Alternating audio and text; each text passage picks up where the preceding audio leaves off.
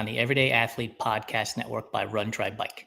We have Mary Fleming with us today. Mary shared a part of her story in our How It All Started feature a couple of months ago, and she's also been a guest on Angela Hollowell's Melanin MVP, which is a show that is also part of the Everyday Athlete Podcast Network.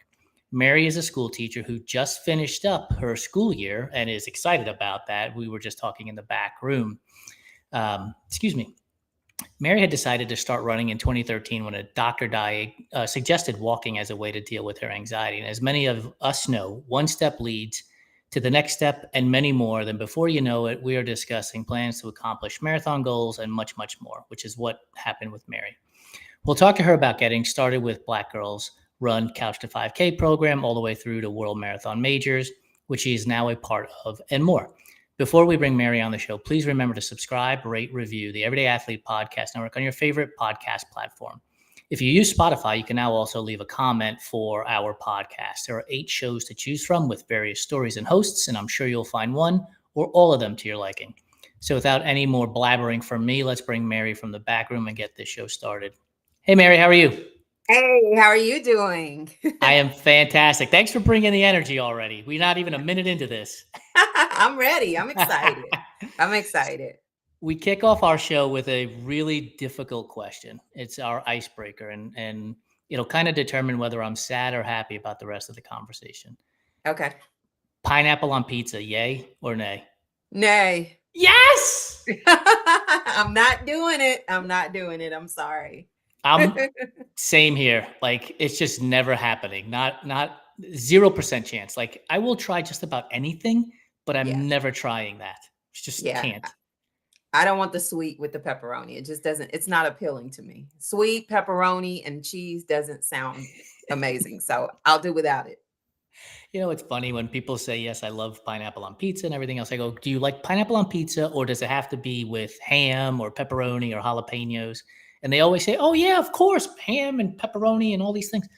And I say to them, then you don't actually like pineapple on pizza. You like it as part of all of these things. You just won't eat pineapple on pizza by itself. And that always stumps them. Yeah, I bet.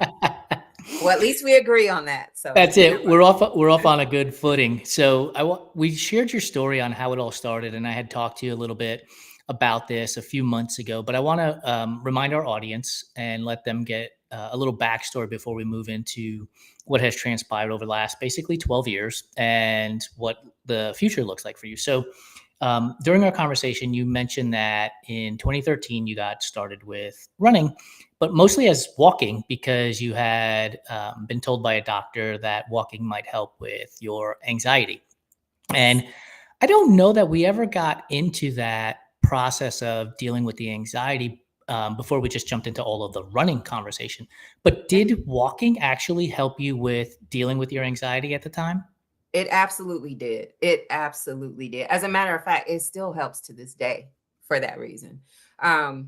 There's something about the serotonin, and I don't know all of the correct words, but the serotonin and what it does to your body and the rush you get from running and just the ability to get lost in what you do that I have found has been very therapeutic for me whenever I feel a little bit of anxiety coming on. So I would say that it definitely did take a space for me to help me with balancing out the anxiety and the nerves that I had when I first got started. Yeah, and I appreciate the word therapeutic. I know a lot of people often say, you know, running is my therapy. Having been to therapy and being a runner, they are not one and the same. No, they are not. No, they are not. I have a question for you, though. So I went running this afternoon, and it was a 45-minute run, and I was like, I'm going to, part of my day, so on and so forth. But I could feel the anxiety building up because I was like, oh, I've got to make sure I'm prepared for this conversation with Mary, and I've got to get this done and that done and all these other things done. Has that happened to you? And if so, how do you treat the run in the moment? When I get nervous or whenever the anxiety is coming up, breathing, deep breaths is something that I've learned. I see that when I feel like I'm fixated on a time, like whenever I feel like, I'll give you a good idea. When I was, a good example would be when I was in Tokyo and we had this idea that I was going to PR and this race was going to go amazing. And somewhere along miles 16, 17, it just fell apart. and my anxiety started to kick in, and I had to, take some deep breaths, and then I had to rewire my thinking for a moment.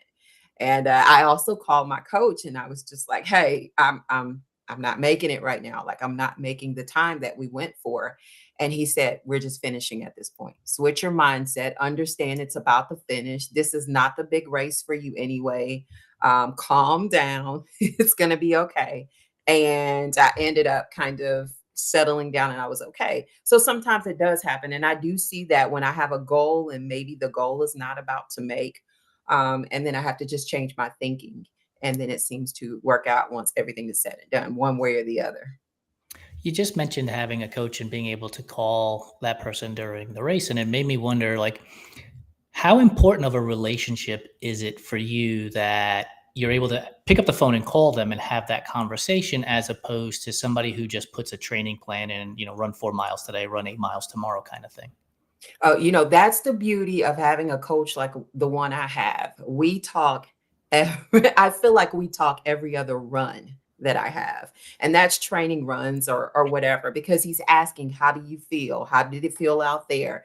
Any concerns, any adjustments we need to make? So by the time I make it to the race day, it's almost like clockwork that at some point in time, he's going to check in with me via text, and I'm going to pick up the phone, and either I'm going to say, "It's going well," or like Tokyo, "We're struggling a little bit," or "How do you think I should do these last 6 miles?" or whatever. I love the fact that he is extremely open to talk to me whenever I need to talk to him, even if it's 11 o'clock at night. I called at 11 o'clock, and I'm just like, "Hey, this run didn't go well. I know I'm scheduled for 16 tomorrow. We might need to rethink this." And we reevaluated our plan and we adjusted. So it's really good to have a coach that is not a cookie cutter coach, but one who understands your strengths, your weaknesses, and he also understands how to rebuild you if you're falling apart at some point in time. I love the fact that Philip and Sturban both do that for me. Yeah, and I think communication that you just pointed out is super important, right? The ability to pick up the phone and have that conversation with them, Yes. as opposed to purely text or purely email, because a lot of nuance gets lost in Hmm. digital technology. Whereas if you're talking to either of your coaches, they'll hear your voice. They'll know if there's anxiety or if there's Yes. excitement in your voice, Yes. right? They know. It's gotten so good that because I have a strength training coach and I have a run coach. It's gotten to the point where my run coach can look at my stats because he's tracking me during the race, and he doesn't have to talk to me. He can look at my stats and know what's going on. So, if there's a change in pace, because he will fuss. So we have those moments where he's like, "Hey, you are moving too fast. You've come out of the gate way too fast."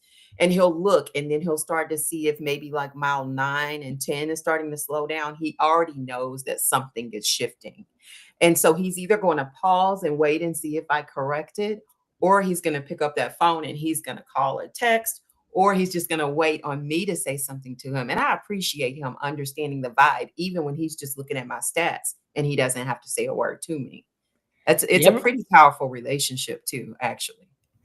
Which leads me to this question, because as you're talking, I'm thinking to myself, I wonder if she gets anxious in performing for her coach as opposed to performing for herself at sometimes, because we often talk about make sure you're doing things for yourself, make sure you're doing things for yourself.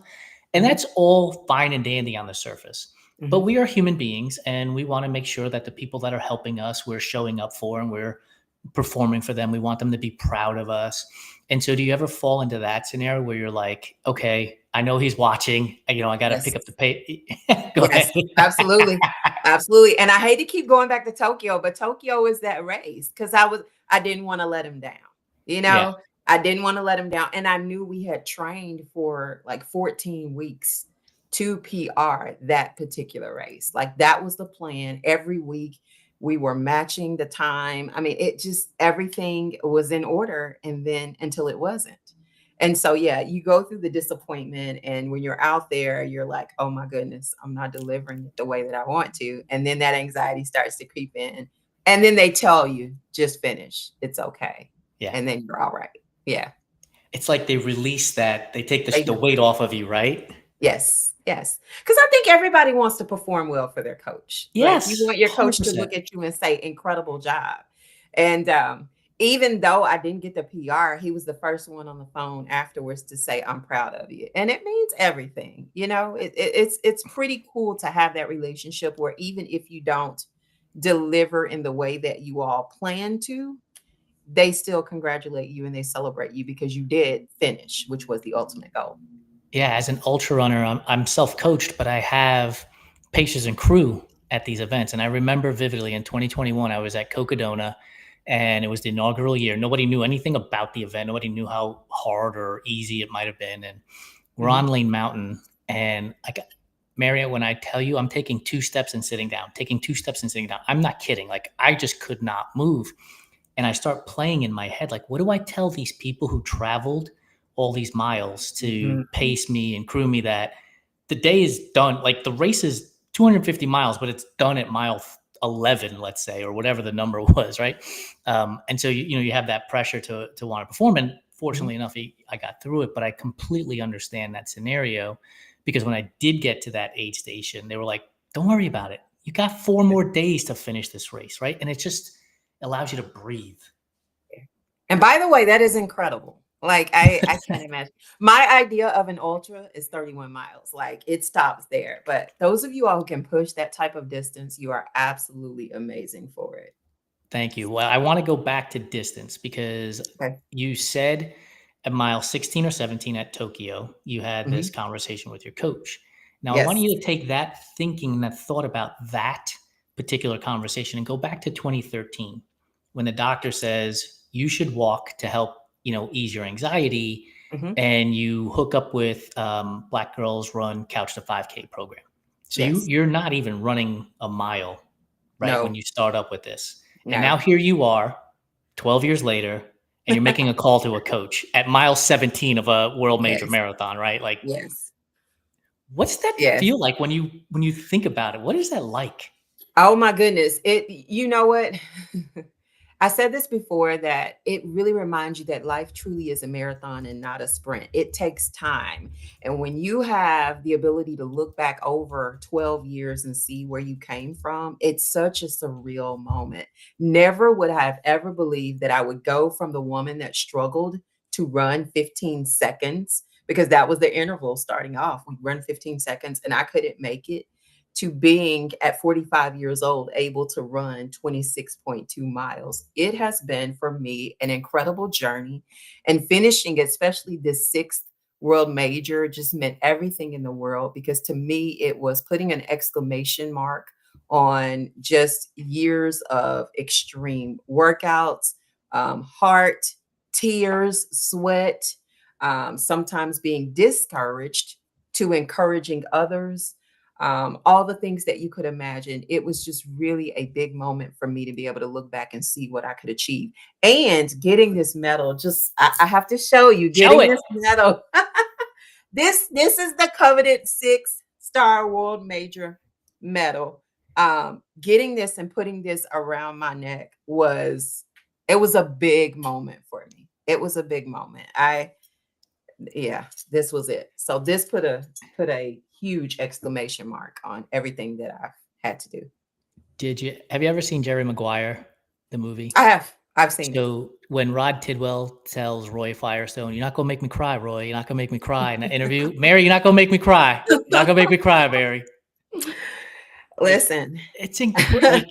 Like, because I read the How It All Started story Mhm. before this interview, and it is truly amazing to see the progress. Because in that conversation too, you mentioned to me a person, again, who's dealing with anxiety, to go walk, and now you're joining a running program Yes. where the presumption is all these people can run, all these people can do this, all these people can do that. So my thought process is anxiety is creeping up Yeah. as you get ready to go to this Couch to 5K program, and you go to it, you bet on yourself, you take the risk. Yes.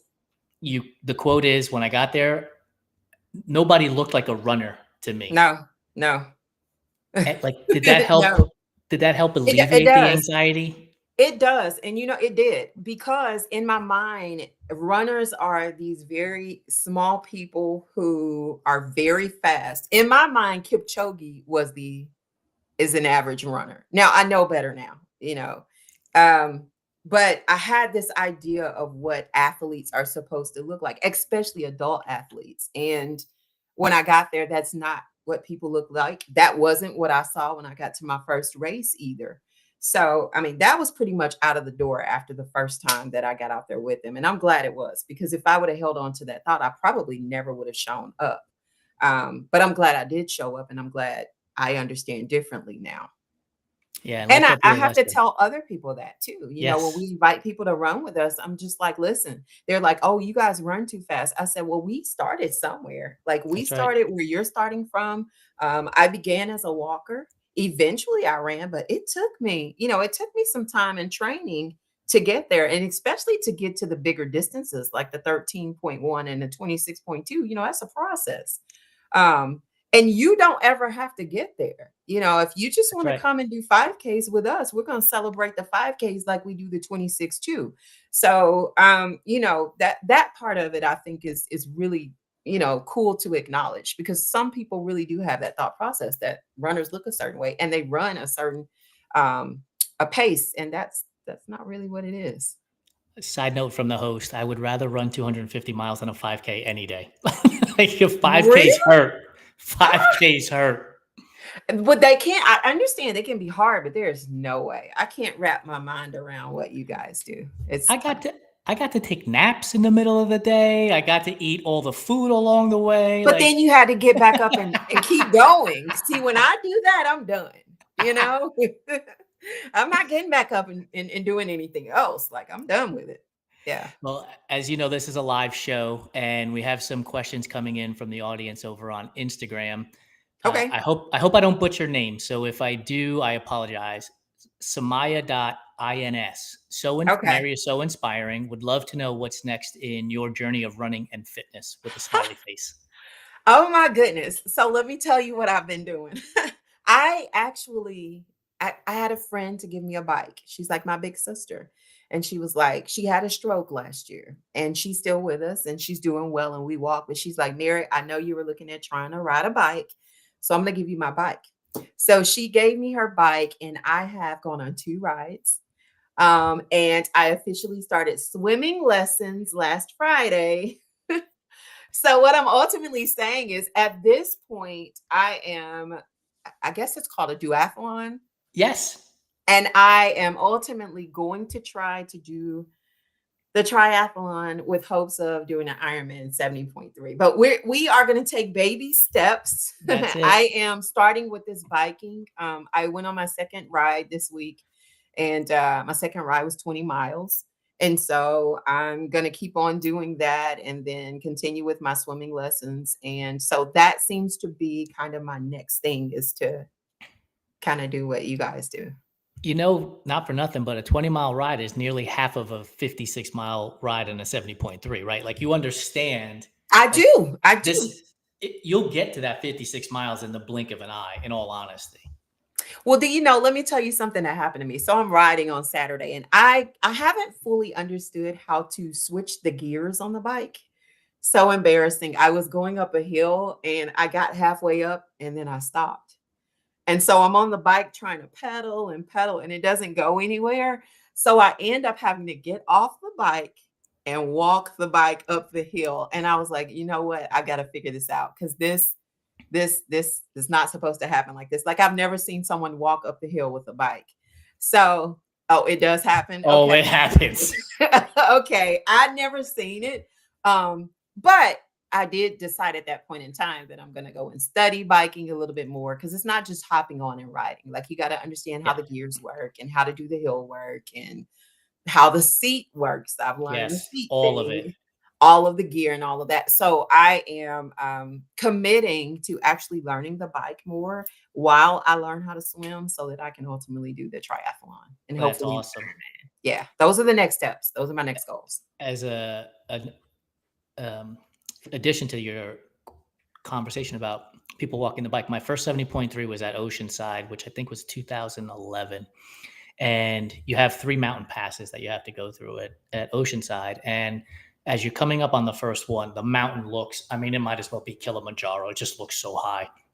And there's a competitor who I'm about to pass, and I can hear him mumble audibly enough. He says, "We have to go up that." And I was like, your other option is to turn around, but I mean, I don't know what to tell you. And we get to that point, and there are people. I think I'd managed to go about 5 or 6 miles an hour up this climb because it's Okay. so steep. And there are other people that are doing the ski slope thing, trying to keep momentum, and there are others that were off their bike walking it. So it does happen even in an event. So, Okay. um, Okay. I yeah, feel better now. yeah, Okay. absolutely. Okay. Um, some more for the audience. Cami the Trinut, who is on the show, says to you, "Welcome to the dark side." she said, and she says, "Bingo!" And all the time, people walk their bikes. Okay. We have another comment from the real address, TheerealAdris. The majors are in some unique places. What is your favorite world major course? Oh man. What's my favorite? Huh, that's kind of hard. Because each course was different for a different so in terms of crowd participation, like the feedback from the crowd, that's hard. The host is a New Yorker, by the way. Listen, New York almost took me out. The crowd was amazing at New York, but I like Chicago's crowd. I But New think York's pizza is Chicago's crowd. better. New York, okay, okay. But this is what I will say about New York. I enjoyed the crowd at New York. We were teachers when we went. We had teachers on the front of our shirts. We went as teachers. They picked 50 teachers. We went as teachers. We had teachers on the front of our shirts, and they hollered teacher the entire way. I loved it. But New York was my third marathon in 6 weeks during the Ooh, time, and I was spent. I mean, yeah. so we talk about calling coaches.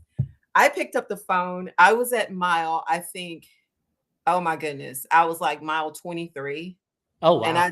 I told my coach, it's a wrap. Like I'm walking at this point. Because at the time I knew 3 marathons in 6 weeks was big, but I didn't know until I had signed up for all of them that New York was a monster. Like New York Yeah. is one of the hardest marathons to do in the majors.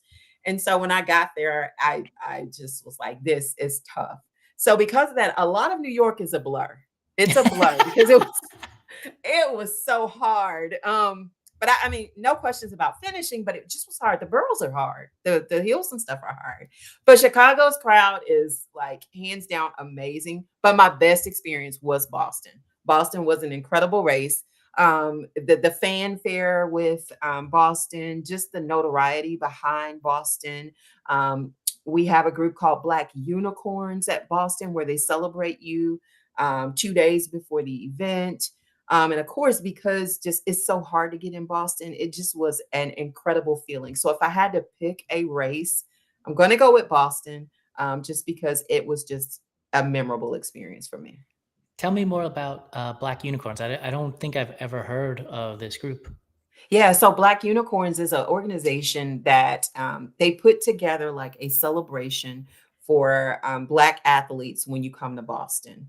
Okay. And so when you get there on like the Saturday before, they hold I don't want to call it a ceremony, but they have like a celebration of everybody who will be running. And they do like massages. They have a big program where they bring in some of the big runners, some of the elite runners. They give everybody the opportunity to interact with one another. And you just make strong connections within the run community in terms of Black athletes. And so I think the year that I went in 22, there were maybe 100 of us there. And we've built some relationships in which a lot of us stay in touch still to this day. Miss Adrienne Benton is a big player in that. And she just gave me a big congratulations. And I got what do you call it? Like a shawl or whatever from the Black Unicorns and a medal. And it was just a congratulatory thing. So I love the Black Unicorns. That organization is just incredible. That's incredible. And I want to talk about community a little bit because when I started this company, as a Puerto Rican kid from the Bronx, like the idea of running or swimming or cycling, might as well have been written in Chinese, right? It just wasn't a thing Yes. that was talked about or that we did. And even when I started this in the sports, but when I started this company specifically as well, even my family members were like, we don't do that stuff. And I was like, who's this we? Like, I'm doing it. I don't understand. As a matter of fact, I'm not only doing it, I'm starting a business about it. And a big inspiration for me and motivation to keep this business going is so that if there's a Puerto Rican kid in the Bronx like I was, that he or she has somebody to look up to because Yes. maybe they can't play baseball or whatever the major sport is, but they can go run or they can go swim and they can go cycle and participate in triathlon. How important was it for you back in 2013 that the 5K program was Black Girls Do Run versus finding something on Google, let's say, and being a part of a community that could help you through this process of dealing with anxiety on your way to running a mile, to a 5K, to a marathon? Yeah, representation matters all the time. Representation matters. And seeing people who look like you in a space that you don't know very much about is always going to be an encouragement for you. To get out there and see not only women, but Black women doing something that you don't see. See, we don't see a lot of Black women running. When I think back to like the community and the Black community, we understand sports and athletic activities and being involved when you're younger. When you're in school, we understand it. You know, you're going to play those sports, you're going to do the things outside, you're going to be highly active. But something happens once you move away from maybe the high school years and you go into college. Those exceptional athletes will continue being active, but for a lot of the rest of us, we get involved in life and being active does it's not a priority anymore. And I think a lot of times that's the reason why we see some of the health ailments that we see in our communities is because we're not as active as we probably should be. So for me to be able to not only see Black women, but Black women who are a little older, Black women who are mothers, Black women who are working, coming together and supporting one another and out here doing the same things, it was extremely encouraging for me. It was very encouraging. I remember when I started this business, and I cannot remember the woman's name, but she said representation matters, Jason. Yes. And over the course of the 5 years that we've been running this business, like when I first heard those two words, I was like, yes, it does. And today it's like, yes, it does. Like there's more emphasis for it from me. And Yes. it's a lot of it is because I've gotten to talk to folks like yourself and Alicia Lay and Angela Hollowell and Yvonne Spencer, and the list goes on and on and on. As a matter of fact, Alicia Lay said something to me that I thought was really important too, which was I had asked her about community representation matters, and she said to me, Jason, it's about also taking up space. Like we belong in the outdoors, we belong on a bike, we belong in the pool, like we belong in those places. And if we have to take up space our way, then that's what we have to do. And those words have not left my ears in probably 3 or 4 months at this point. When you hear Black women or even Black men talking about taking up space in these sports, what does that mean to you? Is that showcasing, hey, look, I'm Mary, I'm a 6 time world major athlete, finisher, and this is the space I'm taking up so that I could show other people that they can take up space too in these sports? You know what? Yes, it does mean that, but it also means that we're working for it to be normal to see us in those spaces as well. So we don't have to always feel like we have to take up space. um, we walk in and there's already a space for us. I think about, and I'm going back here again, when we talk about marathoners, we're talking about less than 1% of the population does a marathon. But when you look at the number of African Americans that do it, you're talking about less than 1% again. And then when you're talking about Black women that do it, it gets even smaller. I have no idea what our percentage is. So again, you know, we're fighting to have a space. We're fighting to not feel like we have to fight for a space. Um, I will be excited in the day when I can walk into a race and there are more than just specks of us on the starting line. I will be excited when you have more and more of us who want to get involved in this journey, you know, to where I'm not a unicorn. I'm not a Yeah. unicorn because I'm just one of you, that there are a good number of us who are all aspiring to do this. But right now, that's the space that we're in, and we're occupying space. We're forcing people to notice of we've been there in some capacity. We may not have always been at a race, but we've been there in some capacity. We're just happy now that people are seeing us.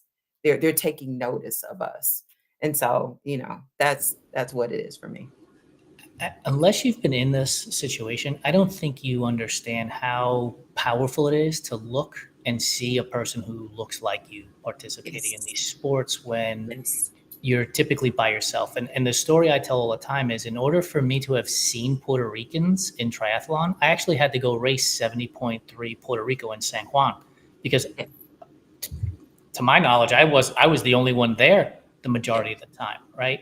And so when I went to Puerto Rico and I raced in Puerto Rico, and I saw people that looked like my sister and my mother and my father and my aunts and my uncles, it was empowering, it was uplifting, and it was like, Yes. yeah, we got this. Like, we're here, right? Yes. It was super empowering. And I hope when people listen to this episode, they don't just dismiss what you and I are saying about this because they never experienced it, right? Like, Yes. Yes. go like go to an event and look around and count how many black athletes there are, or look to see if you can find Hispanic athletes, and then understand that, like, make up a number, out of 300 people running this race, like 7 or 8 of them might be black, or 7 or 8 of them might be Hispanic, right? And then you can understand what loneliness kind of feels like in that Yes. predicament. Absolutely. Yes. And so I hope that as we're pushing this, meaning Run Try Bike keeps pushing people like yourself out there and saying, Mary is an example. Go follow what Mary is doing, because she's done the 6 world majors. She's going to do a triathlon, starting with duathlon, by the way, putting it out there for you, so now you can't backtrack. Yeah. She's doing her strength training. She's getting coached. She's coaching. Like, she's doing all of those things. Follow her and allow her to lead you by example, because I think that's an important part of what we do as people who are in this sports, is that we have to lead by example at this point too, right? Absolutely. Absolutely. And that's why I do the pacing, just giving back in some type of way. That's why I now coach. I coach athletes who are getting involved in the distances, and they want to try to figure it out. I give back to them, and so in hopes that they'll be encouraged to do what we've been doing. So yeah, that's what we're doing. We're doing that and encouraging others. Do you think that as a teacher, leading and teaching others and coaching others in sports somewhat comes naturally to you because you have been teaching for so long, and so it's easier for you to do? I think it is. I think it is. Understanding how people think and having gone through it, I mean, it makes it relevant to you because you know what people think when they're taking on the first distance for the first time. But then understanding how just being an encouragement to students also works for adults. So yes, I can take some of my practices from my classroom into my coaching, or just being out on the race course and just reaching over and saying to someone who may be struggling, hey, you got this. Or just staying there with them and walking with them if that's what they need in that moment, and encouraging them until they can get to their next position, wherever it may be. Just like I would a student who may be struggling on a concept and they just need a little bit of enforcement or encouragement to be able to get to where they're trying to go. So there's definitely some overlap. And I do feel like it does give me a little bit of a leg up in being able to work with people, because that's what I do every day anyway. Yeah. And you're a mom, so you're already And leading by I'm a example. mom to three amazing girls. Yes, absolutely. Like, when do you find time to actually do all this other stuff when you're teaching and Listen, being a mom? listen, I don't have a lot of time. I was telling you earlier, like I'm debating on whether or not to continue school because there's so many things going on. But I love it. I love it. It's just like, I've got my hands in several different pots. But I'm comfortable with it because I feel like I've always done that. I've always been involved in so many different things. So it's all good. That's amazing. We're going to be running out of time here, but I want to make sure I ask you this question. We talked about it before we went live. My investigative journalism, I just scrolled through your Instagram and started looking at posts. Okay. And And you have a hashtag in your last post that I wanna touch on, because you wrote, the hashtag is Black Girls Workout Too. And Yes. I my thought was, what is she trying to accomplish with this hashtag? Is she trying to let the world know that we're taking up space, as we talked Yes. about?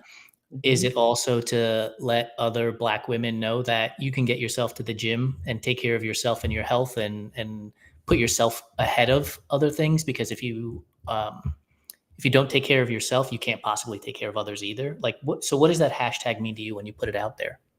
So I do Black girls run, and then I do strength training too, because they both go hand in hand. I think they're both good for us, especially with, as you get older, you start to have issues with your bones, and you're needing to build your muscles and working with your bones. I think it's important to encourage people to not only run, but to also encourage them to go in the gym and lift.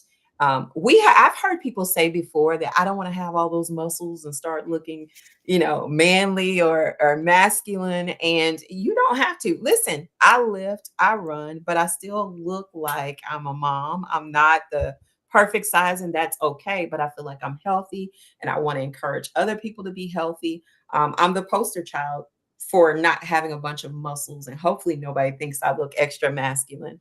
But I'm in the gym and I'm working out every day. And I just want to encourage other people to do the same. But I also want to let other people know that we're in the gym as well as on the pavement. And that Black girls actually do work out. We work out, we strength train, we run, we swim, we bike, we do it all. And so that was the hashtag for that day, because that's what I was doing. And tomorrow my hashtag will be Black Girls Swim. So yeah. You were throwing around that kettlebell in that video, so you were definitely in there with strength training. In Here's my boot. In my Yeah, boot. yes, that's right. Here's the thing about all of these different pieces and parts to endurance sports: swimming, cycling, running, strength training. Like, there is a sense of accomplishment when you finish a run, make up a number, five Yes. miles. There's a sense of accomplishment when you finish biking 20 miles. There's a sense of accomplishment when you finish swimming for 30 minutes. There is also a different feeling and a sense of accomplishment when you pick heavy stuff up and you put it down, Yes. right? Yes. Like, Yes. it makes you feel like a badass. You're like, I just Oh, did that. yeah. Oh, yeah. Oh, yeah. Yeah, when I can squat, whatever I'm squatting, or I can leg press, and I noticed that I leg press more than he did. I mean, it's real cool. So yeah, there's a rush you get from the strength training as well. Absolutely. And Yeah, actually, I think I see more when I'm online. I see more people actually strength training, like women nowadays, than I do running, and that's interesting to me. We're figuring out we have a place in the gym, just like guys do, and I think that's real powerful. I use this thought process a lot on long distance running, but it probably applies to 5Ks as well, Hmm. right? It's not always the fastest runner that wins the race. It's the strongest runner that can win the race, because they're able to hold their pace longer Hmm. because they've gone to the gym and done the strength training. Like, as an ultra runner, like if I just ran constantly, that, Hmm. like, after 20, 30, 40, Sure. 50 miles, like, my body's going to break down tremendously. And Yes. so getting into the gym is uber important. And the same would be said for a marathon or half marathon. Like, it'll help your running. There's no doubt about it. Yeah, it does. It does. So you said you have a strength training coach as well. I do. I do. Do they work together? Does your strength coach and your running coach, like, do they work together? Like, They yeah, they try. They try, but, each one of them feels like what they do is the most important. of So, course. sometimes I'm like, "Y'all, there's only 7 days in the week." But, yeah, they actually do work pretty well for me. And I have a season where I'm very heavy with one versus the other. So, I'm not running right now. I'm very heavy with Sturban, who's my strength trainer. Summertime, I'm very heavy in the gym. In the fall, when I get ready, maybe like, well, maybe not even the fall, but like August, when I'll start getting ready for my fall races, I'll go back in with Philip pretty heavy. So I definitely have spurts where I'm with one more than the other. And then, there are obviously going to be seasons where they have to coexist. But I'm almost always doing at least one or two gym days, even when I'm heavy in my running season. Yeah, it's important to have both of them. It's very important. Yeah. Yeah, I could not agree more. I just think you become an all around better athlete versus an Yes. all around better runner or cyclist or swimmer or whatever it might be. It's just become a better athlete in general. Um, You You do. And I said I'm in this boot. Prior to going to London, when I had to sit down for 5 weeks, part of the reason why I could go to London and still do pretty well was because I had been strength training and running. We literally had to rely on my reserve fitness to be able to finish London because I was sitting down. Um, the doctor was just like, you've got some issues with tendons in your foot, and I'm going to, release you to go and run, but understand you're going in a boot afterwards because you need a break. But he said that I think the fitness that you have is enough to be able to carry you the 26.2. And it was. And so I think a lot of that can be contributed to doing both of the different types of training because my body, it was able to handle it. When they announced Sydney was going to be the 7th, were you Mhm. like, you got to be kidding me? Or you were like, let's go? I'm going. I'm going. And originally, I was just like, I'm done after the 6th. But can you really be done? And then they're gonna add Africa, and I plan on going there Oh, too. I So know that. I'm Do not you know done on where? this journey. Africa. Yeah. Do you know what city in Africa? I think it's Cape. Was it Cape Town? Okay, in South Africa. Cape Town. Yeah. Yeah, I think that big announcement is coming up. And so we're going to see actually, they're looking to get up to 9 majors, but Okay. I think we're going to see this extra one come up. So the goal is to do Sydney in 26 and then Africa in 27. Okay. So the Abbott World Majors team calls Mary and says, we're adding a 9th one. Where is Mary suggesting they go? Oh, we're going to go to, we could go, actually, let's just go to Hawaii. We'll go to Hawaii. Yeah, I don't even know if that makes sense, but It I've doesn't have never to. It's your been. choice. Yeah, we'll go to Hawaii. Yeah. So, Us Los Angelinos are getting left out here in the cold. yeah, you know what? LA would be amazing though, but I don't know. and I, LA and could be I, amazing. and it has it already has a really big marathon here. I don't know that that makes any difference to whether or not they would move it into that category, but it would be interesting because that would be the 4th in the U.S., right? And I don't think they would give us a fourth one. I Yeah, don't think so. I think it's going to be, with it being world, I think they're Mexico wanting, City, yeah, somewhere, Mexico. anywhere else, but I don't think we'll get another Yeah, one in the US. I could see Mexico City being a place for them to go, or somewhere in South America as well would be another option to kind of spread it out a little bit more towards the Western Hemisphere a little bit. And that would help for those of us who are looking at doing the 7 continents too. Oh yeah. And that would Wait, what? help a lot. Yeah, so What? that's another potential goal. I'm not sure. Like we're gonna stick with the biking and the tri and the Ironman, but perhaps because by the time I get done with Sydney, I will have done 5. So I mean, there's only 2 more left. What would be the other two? South America, South America, and then Antarctica. Antarctica. Yeah. That's And some people actually go there already. I just, I've never really looked into it. it would seem that it would blow my mind, right? Because if I'm not mistaken, it's like sunlight 24 hours a day, It or is. like that would It be is. weird. Yes, it would be. Yes. But I'm not committing to that. I'm just saying All right, if I got you on the it triathlon. works. We're there. Yeah, we're gonna go back there and yeah, we're gonna do that. Yeah, and Cami already shouted out. She's like, speaking of triathlon, come to Pumpkin Man, which is an event that takes place in Berwick, Maine, September 9th, I believe.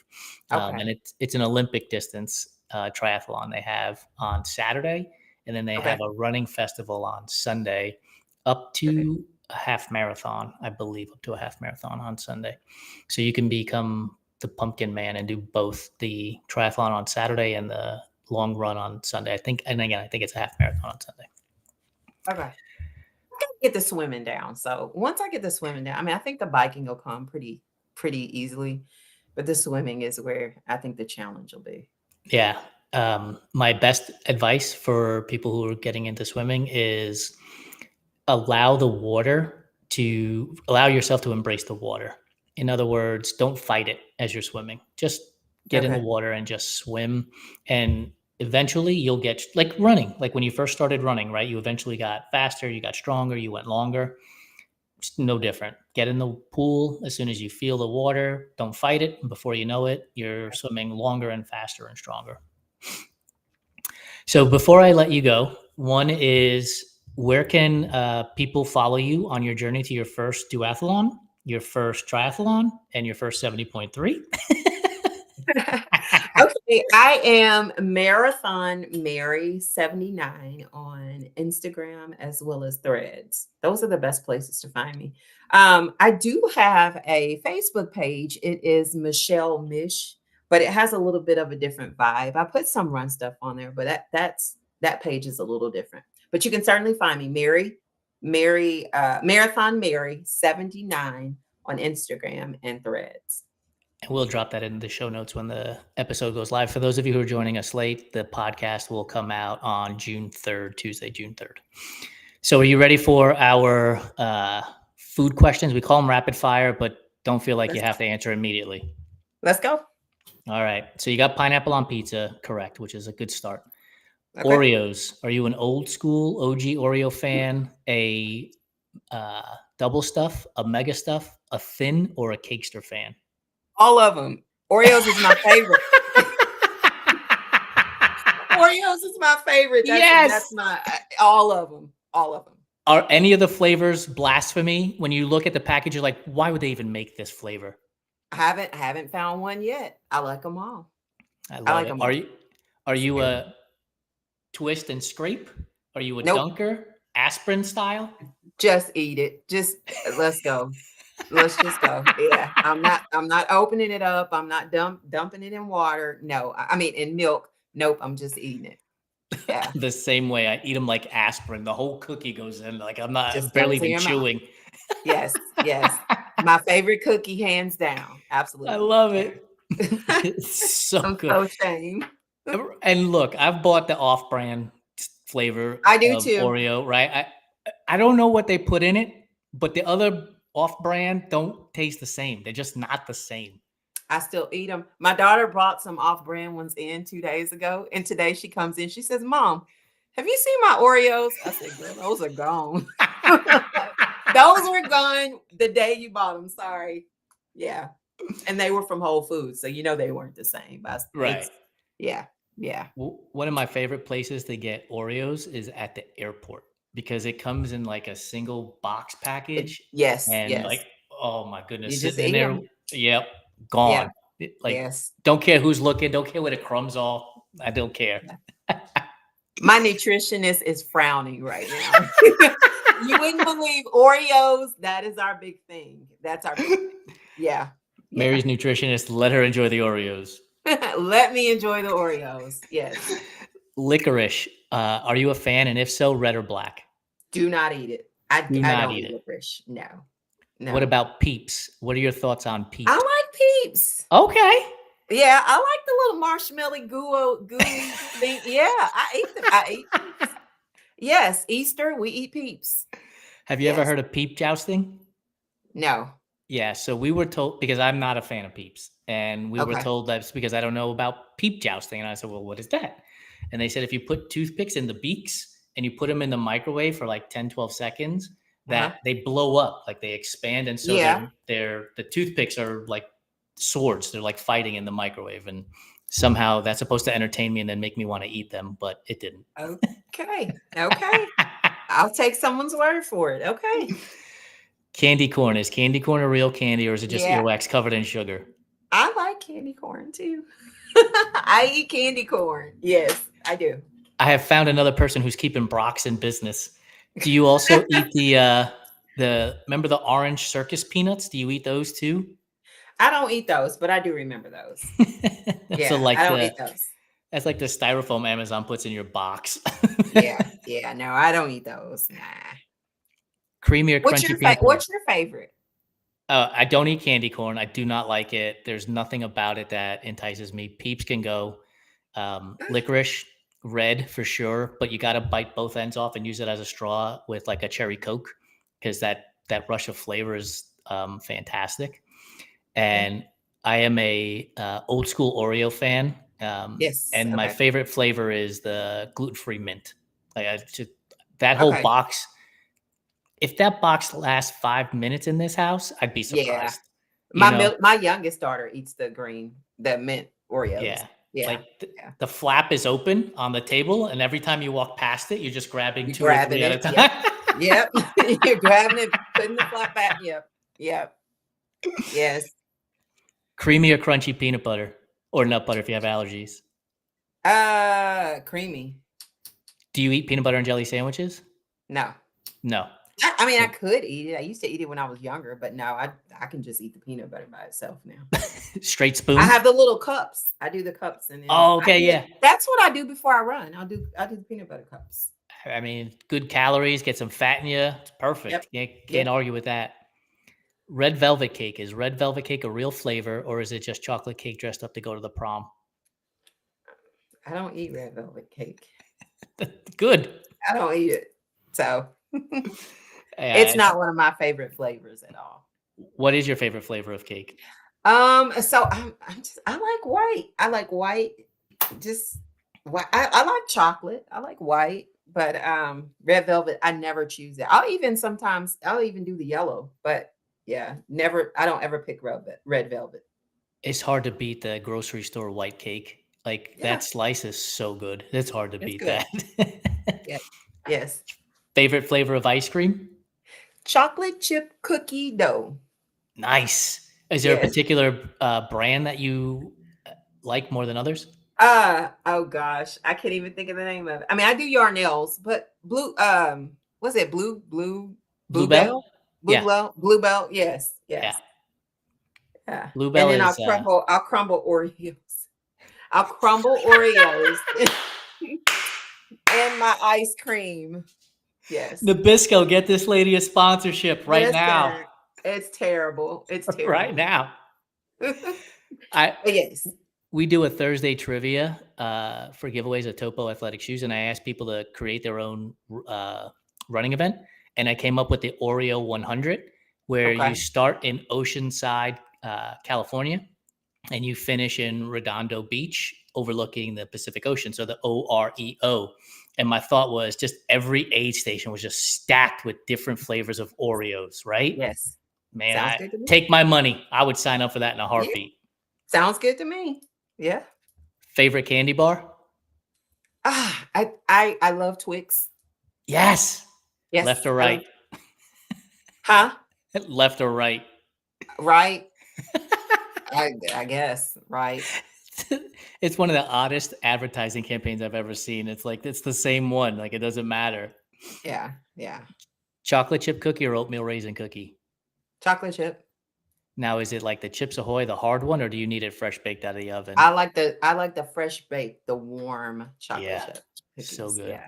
Yeah. Last Homemade. one, last one for you. Speaking of hot and warm, so a tray of brownies has come out of the oven. It's cooled off just enough that you can now cut into it.